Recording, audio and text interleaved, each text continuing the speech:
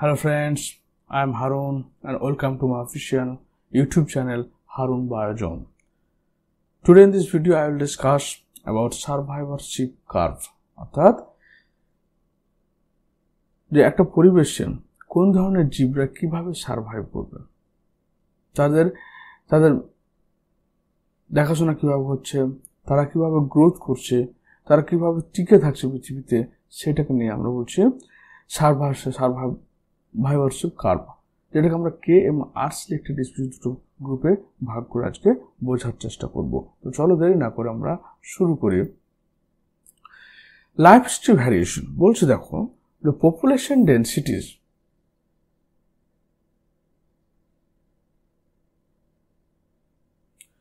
বলছে population evolved to maximize their reproductive fitness, also called Darwinian fitness high R value. The population evolved to maximize reproductive fitness. মানুষ মানে যে কোনো জীব যখন তার ম্যাক্সিমাম রিপ্রোডাক্টিভ ফিটনেস, অর্থাৎ তার রিপ্রোডাক্টিভ ফিটনেস মানে তার পপুলেশন তৈরি করার বা অর্গানিজম বা নেক্সট জেনারেশন তৈরি করার ক্ষমতা যখন ম্যাক্সিমাম লেভেলে থাকবে, তখন তাদের ক্ষেত্রে আর ভ্যালুটা তোমার সবচেয়ে বেশি হবে। আর কি? আর হচ্ছে তোমার natural intrinsic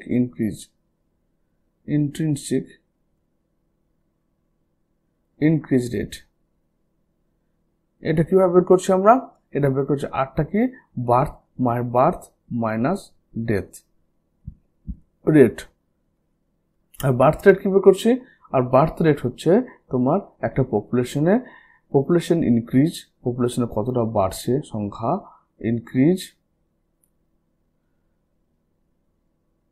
increase by total population কতর উপর, এটা হচ্ছে এটা 1000 মানে 1000 জনের প্রতি মাথা পিছু কি হারে তোমার পপুলেশনটা ইনক্রিজ হচ্ছে, সেটা হচ্ছে বার্থ রেট, বা ডিক্রিজ হলে ডেথ রেট হবে। বার্থ রেট এবং ডেথ রেটকে মাইনাস করে আমরা পাচ্ছি কি আর, ন্যাচারাল ইন্ট্রিনসিক ইনক্রিজ। তো যখন আর এর ভ্যালুটা সবচেয়ে বেশি থাকবে, তখন সেটি প্রোডাক্ট হলে সবচেয়ে বেশি ফিটনেস হবে। In the habitat in which they live under a particular set of selection pressure, organism evolve towards the most efficient reproductive strategy. এবার একটা অর্গানিজম কখন সবচেয়ে বেশি তার মানে রিপ্রোডাক্টিভ ফিটনেসে থাকে, জনগতভাবে সবচেয়ে বেশি ওকে থাকে কখন, যখন একটা নির্দিষ্ট কে থাকে পার্টিকুলার সিলেকশন প্রেশার, অর্থাৎ নেচারের কিছু রুলস সিলেকশন মানে হচ্ছে অর্গানিজমটা নেচারে সিলেক্ট হবে এবং সে কি হারে সিলেক্ট হবে তার উপর ডিপেন্ড করছে, মানে ন্যাচারাল সিলেকশন যেটাকে বলছি আমরা। Some organism breed only once in their lifetime, specific salmon fish, bamboo, while other breed many times during their lifetime, most birds and mammals. কারণ নেচারে লক্ষ্য করে দেখতে হবে কিছু কিছু অর্গানিজম রয়েছে যারা তার সারা লাইফটা, তাদের পুরো জীবনীতে একবার মাত্র জনন সম্পন্ন করে, যেমন সমুদ্রের স্যালমন ফিশ হোক বা তোমার হচ্ছে ব্যাম্বু বাঁশ হোক। কিন্তু যখন মোস্ট বার্ডস অ্যানিমালস দেখতে পাবে, তখন সেটা অনেকবার তোমার করে মানে রিপ্রোডাকশন দেখায়। আবার এর থেকে যখন ইনসেক্টের দিকে চলে যায়, তাহলে ওরা একটা খুব কম সময়ের ব্যবধানে তোমার রিপ্রোডিউস করে বা জনন করে এবং সেখানে অনেকগুলো বাচ্চা তৈরি করে তারা। Some produce large number of small size offspring, oyster, pelagic fishes, while other produce small number of large size offspring, birds and mammals. তাহলে কিছু অর্গানিজম রইল যারা তাদের পুরো লাইফ টাইমে একবার মাত্র সে কি করলো, রিপ্রোডাকশন করলো, যেমন হচ্ছে স্যালমন ফিশ, ব্যাম্বু। কিন্তু কিছু অর্গানিজম রয়েছে যারা অনেকবারই রিপ্রোডিউস করছে, কিন্তু তারা একটা করে বাচ্চা জন্ম দিচ্ছে এবং লার্জ সাইজ জন্ম দিচ্ছে। আর কিছু কিছু রয়েছে যারা তোমার হচ্ছে অনেকবার তোমার রিপ্রোডাকশন নিয়ে আসছে, কিন্তু সে আবার প্রচুর পরিমাণে ছোট ছোট তোমার অর্গানিজমে ডেভেলপ করাচ্ছে, যেমন oyster, pelagic fish. So which is desirable to maximum fitness. এবার তাহলে কি হচ্ছে, যে সারা জীবনে একবার মাত্র বাচ্চা জন্ম দিল সে বেশি ফিটনেস, না যে মানে অনেকগুলো রিপ্রোডাকশনের মাধ্যমে বড় বড় অ্যানিমাল জন্ম দিল সে ফিটনেস, না যা অনেকগুলো রিপ্রোডাকশনের মাধ্যমে ছোট ছোট অ্যানিমালের জন্ম দিল তারা রিপ্রোডাক্টিভলি ফিটনেস? কারা তাহলে ফিটনেস? এটা আমার দেখতে হবে। ইকোলজিস্টরা কি করে সাজেস্ট করেছে that life history trait of organism have evolve in relation to constraint imposed by the abiotic and biotic component of the habitat in which they live. তাই কিছু ইকোলজিস্ট বললো যে কারা সবচেয়ে বেশি সার্ভাইভ করবে, কারা রিপ্রোডাক্টিভলি ফিট হবে, বলছে এখানে যারা তোমার এনভায়রনমেন্টের বায়োটিক এবং অ্যাবায়োটিক ফ্যাক্টরের সঙ্গে যারা খুব ভালোভাবে কি করবে তোমার মিশে যাবে, তারাই হচ্ছে সবচেয়ে বেশি ফিট হবে। ইভলিউশন অফ লাইফ হিস্ট্রি, অর্থাৎ আমাদের evolution of life history trait in different species is currently an important area of research being conducted by ecologists. তাহলে রিপ্রোডাকশন করার পরে যে বায়োটিক এবং অ্যাবায়োটিক ফ্যাক্টরের সঙ্গে সে অর্গানিজমটা সার্ভাইভ করবে তার উপর ভিত্তি করে আমরা তখন অর্গানিজমগুলোকে দেখব যে সে সেখানে সার্ভাইভ করতে পারছে কিনা বা কি হারে সার্ভাইভ করছে। তার জন্য আমরা অর্গানিজমকে দুটো ভাগে ভাগ করি, একটা হচ্ছে টাইপ মানে কে সিলেক্টেড স্পিসিস, একটা আর সিলেক্টেড স্পিসিস, বা এটাকে আবার টাইপ 1, টাইপ 2, টাইপ 3 বলে করা হয়। যারা টাইপ 1 অর্গানিজম হয়, যারা টাইপ 1 অর্গানিজম হয় তারা লো ডেথ রেট, যেমন ম্যামালস হচ্ছে ম্যামালস, এদের ক্ষেত্রে কি ডেথ রেটটা কম হয়, অর্থাৎ মৃত্যুর হারটা কম। এদের প্রথমে গ্রোথ রেটটা অনেক বেশি হওয়ার পরে তারপরে হঠাৎ একটা সময় কি হয় তাদের ডেথ রেট চলে আসে। কিন্তু এদের গ্রোথ আর ডেথ একবার সমানভাবে চলে টাইপ 2 এর ক্ষেত্রে। আর টাইপ 3 এর ক্ষেত্রে এগুলো ইনসেক্টের ক্ষেত্রে হয়, ইনসেক্ট। আর টাইপ 3 যেমন ট্রি, এদের ক্ষেত্রে কি হচ্ছে তোমার সবচেয়ে লো ডেথ রেট কি টাইপ 1 এর ক্ষেত্রে ম্যামালসের ক্ষেত্রে হচ্ছে many individual live to old age. তাহলে ওল্ড এজ যখন হয় তখন পর্যন্ত অনেক জীব বেঁচে থাকতে পারে। কিন্তু যখন ইনসেক্টদের ক্ষেত্রে আসছি মডারেট ডেথ রেট, তার মাঝামাঝি বার্ডসের ক্ষেত্রে দেখো টাইপ 2টা হচ্ছে মেইনলি বার্ডসের ক্ষেত্রে। বার্ডসের ক্ষেত্রে কি হচ্ছে এদের ডেথ রেটটা মাঝামাঝি এবং individual die at all ages. তাহলে এদের কি জীবরা কিন্তু বয়সকাল পর্যন্ত সবাই বেঁচে থাকে না, বিভিন্ন সময় মারা যায়। আর টাইপ 3 এর ক্ষেত্রে হাই ডেথ রেট, এদের ডেথ রেটটা অনেক হাই, অর্থাৎ এদের মৃত্যু হারটা অনেক বেশি। মেনি ইন্ডিভিজুয়াল ডাই ইয়াং, বেশিরভাগ ক্ষেত্রে ইয়াং স্টেজে মারা যায়, কিছু বেঁচে থাকে ওল্ড এজ পর্যন্ত। টাইপ 1 তাহলে কি ওল্ড এজ পর্যন্ত বেশি মাত্রায় বেঁচে থাকে, টাইপ 3 ওল্ড এজ পর্যন্ত কম বেঁচে থাকে, মাঝামাঝি বেঁচে থাকে, আর টাইপ 3 হচ্ছে ওল্ড এজ পর্যন্ত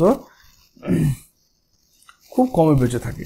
এবার এদের যে এই টাইপ 1, টাইপ 2, টাইপ 3 পেলাম, এটাকে দুটো ভাগে ভাগ করছি, একটা হচ্ছে কে সিলেক্টেড স্পিসিস, একটা হচ্ছে আর সিলেক্টেড স্পিসিস।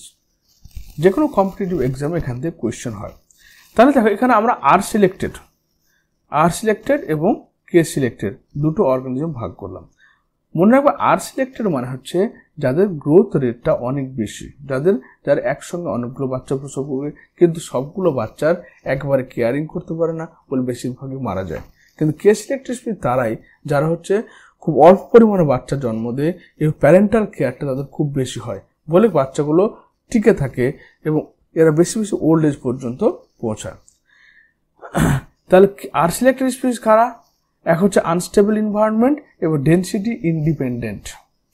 কিন্তু কে হচ্ছে কারা স্টেবল এনভায়রনমেন্টে জন্মগ্রহণ করবে এবং ডেনসিটি ডিপেন্ডেন্ট ইন্টারাকশন, তো ঘনত্ব হিসেবে তাদের ইন্টারাকশন হবে। যেমন আর সিলেক্টেড স্পিসিসটা কি হয় স্মল সাইজ অফ অর্গানিজম, যত ছোট যেমন ইনসেক্টের ক্ষেত্রে বলো, ওকে, যত ছোট অর্গানিজম ওরা হচ্ছে আর সিলেক্টেড অর্গানিজমের মধ্যে পড়ছে। আর কে সিলেক্টেড মানে হচ্ছে যারা হচ্ছে বড় বড় অর্গানিজম, ম্যামালস, এটা হচ্ছে বড় অর্গানিজমের ক্ষেত্রে পড়ছে। Energy use to make each individual is low, তাহলে এরা যেহেতু সাইজে ছোট তাই এদের এনার্জি ইউজটা কম। কিন্তু কে সিলেক্টেড স্পিসিস যেমন একটা হাতি, এটা সাইজ বড় বলে এনার্জি ইউজটা অনেক বেশি হয়। তারপর কি হচ্ছে কে সিলেক্টেড আর সিলেক্টেড স্পিসিসরা কি করে অনেকগুলো বাচ্চা জন্ম দেয় একসাথে, তারপরে কি হয় প্যারেন্টাল কেয়ারটা কম হয়। কিন্তু কে সিলেক্টেড স্পিসিসরা অল্প পরিমাণে বাচ্চা, একটা বা দুটো অল্প পরিমাণে বাচ্চা জন্ম দেয় বলে প্যারেন্টাল কেয়ারটা খুব ভালো হয়। তারপর আর্লি ম্যাচুরিটি, একটা ইনসেক্টের খুব তাড়াতাড়ি ম্যাচুরিটি চলে আসে, কিন্তু এখানে একটা ম্যামালসের ক্ষেত্রে তোমার ম্যাচুরিটি অনেক পরে আসে। Late maturity often after prolong period of parental care, তাহলে দীর্ঘ সময় ধরে তারা কি হয় প্যারেন্টাল কেয়ার। মানুষের ক্ষেত্রে মানুষের ক্ষেত্রে বা হাতির ক্ষেত্রে কি হয় এদের বাচ্চা একটা বা দুটো বাচ্চা হচ্ছে, একটা বাচ্চা হচ্ছে, দুটো বাচ্চা হচ্ছে এবং সে বাচ্চাটা লং টার্ম ধরে প্যারেন্টাল কেয়ার পাচ্ছে। কিন্তু একটা ইনসেক্টে ভাবো এর এক সপ্তাহের মধ্যে অনেকগুলো বাচ্চা একসাথে তৈরি হয়ে গেল, বাচ্চাগুলো প্যারেন্টাল কেয়ার ঠিকঠাক পেল না। তারপর শর্ট লাইফ এক্সপেক্টেন্সি, একটা ইনসেক্টের ক্ষেত্রে বা একটা বার্ডসের ক্ষেত্রে এদের ক্ষেত্রে লাইফ স্প্যানটা খুব অল্প হয়, ছোট হয়, কিন্তু যখন লং লাইফ এক্সপেক্টেন্সি কার ক্ষেত্রে বলছে, কেস সিলেক্টেড স্পিসিস যারা, তারা লং লাইফ এক্সপেক্টেন্সি দেখায়। তারপর আর সিলেক্টেড স্পিসিস হচ্ছে each individual reproduce only once, প্রত্যেকটা অর্গানিজম একবার করে তোমার বাচ্চা জন্ম দেয়, কিন্তু আর কেস সিলেক্টেড স্পিসিসগুলো তোমার জীবদ্দশায় অনেকবার তোমার জন্ম সম্পন্ন করে। যেমন type 3 survivorship pattern in which most of the individual die within a short time. তো টাইপ 3-তে যারা রয়েছে, টাইপ 3 ইনসেক্ট রয়েছে, ফিশ রয়েছে, সি টার্টেল রয়েছে, এরা কি হচ্ছে তোমার এই মানে আর সিলেক্টেড, তাদের পপুলেশন সাইজটা কী হবে, ছোট হবে, দেহের সাইজ ছোট হবে, এনার্জি কম উৎপন্ন করবে, খুব তাড়াতাড়ি জন্ম সম্পন্ন করবে, এই জন্মের ফলে অনেকগুলো অর্গানিজম জন্ম দিবে, প্যারেন্টাল কেয়ার কম হবে, ফলে তাদের ডেথ রেটটা খুব তাড়াতাড়ি আসবে, ওল্ড এজ খুব তাড়াতাড়ি চলে আসবে।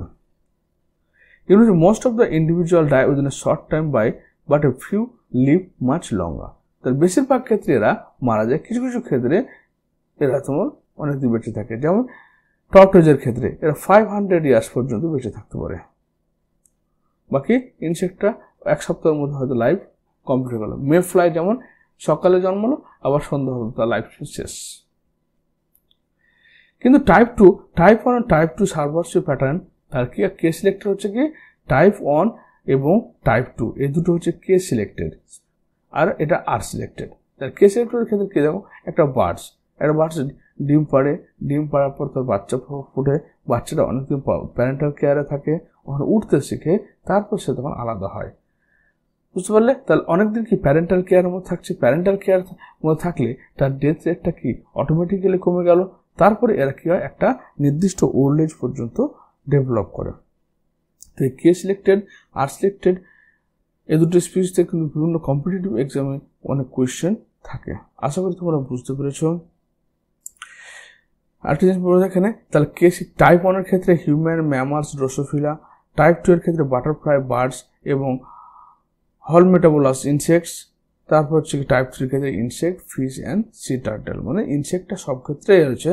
তবে মনে রাখবে যে কে সিলেক্টেড মানে হচ্ছে এর প্যারেন্টাল কেয়ার অনেক বেশি, বলে সার্ভাইভারশিপ বেশি, অনেকদিন পর্যন্ত এরা ওল্ড এজে বেঁচে থাকতে পারে। কিন্তু আর সিলেক্টেড স্পিসের ক্ষেত্রে প্যারেন্টাল কেয়ার কম এবং এদের ওল্ড এজ পর্যন্ত কম বেঁচে থাকে। আশা করি তোমরা বুঝতে পেরেছো। ভিডিও দেখার জন্য তোমাদের ধন্যবাদ। Thank you.